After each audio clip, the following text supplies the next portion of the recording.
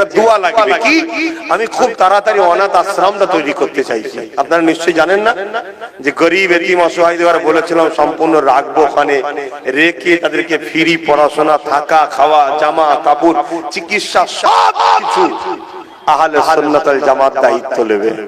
আহলে সুন্নাত ওয়াল জামাত মানে আমি, এখানে অনেক ছেলে সদস্য আছে না, তারা কি গো তোমরা এই ভালো কাজ করবে না? তাই সংগঠন যারা করছো মজবুত হয়ে করো, দুদুল্যমাল করো না। আর যদি পার্টি পার্টি করার মন যায় সেদিকে বেরিয়ে যাও, লাপালাপি ইদিক উদিক করতে যাও না। সংগঠনের জায়গায় মজবুত হয়ে থাকো, অন্য কোনো দিকে মাথা দিও নি, সংগঠন মজবুত করে ধরে থাকবে। হ্যাঁ, যেখানে আমি আছি সেখানে তোমরা থাকবে, ব্যাস কথা শেষ। কিন্তু তোমাদের কাজ মানুষের সেবা করা, মানুষ গরিবকে পড়াশোনা করানো, এর জন্য সংগঠন করেছি।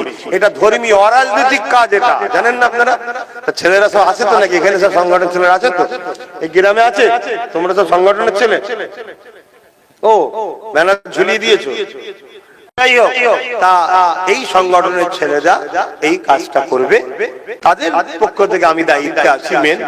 তো এই কাজটা যাতে তাড়াতাড়ি করতে পারি, কেন অনেক গরিব ছেলে আছে যাদের কেউ নেই, আচ্ছা ব্রেন ভালো, তাদের ঘরে যদি আমরা নিয়ে পড়াশোনা করাতে পারি, রাখতে পারি, এটা আল্লাহ অনেক খুশি হবে। ঠিক না বেঠিক? তোমরাও আমাদের পাশে থাকবে, এটুকু আশা রাখতে পারি না? যাক আসেন একটু মহব্বত ভরা ভালোবাসায় একটু দয়ার নবীর উপরে সালাম। ইয়া নবী সালাম, ইয়া রাসূল সালাম, ইয়া হাবিব সালাম। কঠিন হাসরের দিনে কি আছে মোদের কপালে, গুনাহগার উম্মাত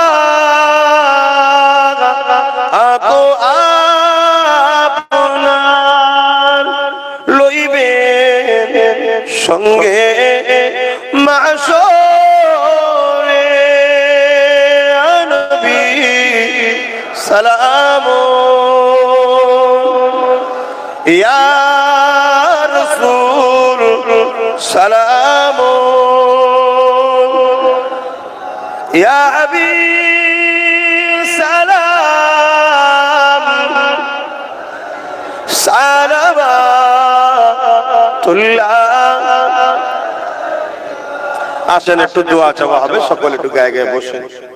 বালাগাল উলাম মালিকি কাসাবাত দুজা বিজামালিকি হাসানাত জামিউ সালিহি সাল্লু আলাইহি ওয়া আলিহি।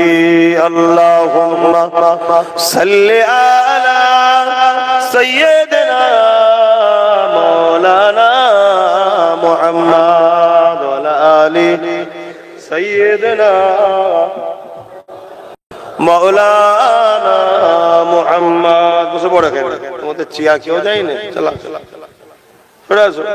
দোয়া হবে এখন, তারপর দানাদার দিয়া হবে, খাওয়া হবে। ভাই জলসা দোয়া করব, আমার পরে নামাজ আপনারা যারা এখনো পড়া হয়নি নামাজ পড়ে নিতে হবে আসরের, তারপরে মাগরিবের নামাজ, মাগরিবের নামাজের পর সম্ভবত হবিবুর রহমান সাহেব আছেন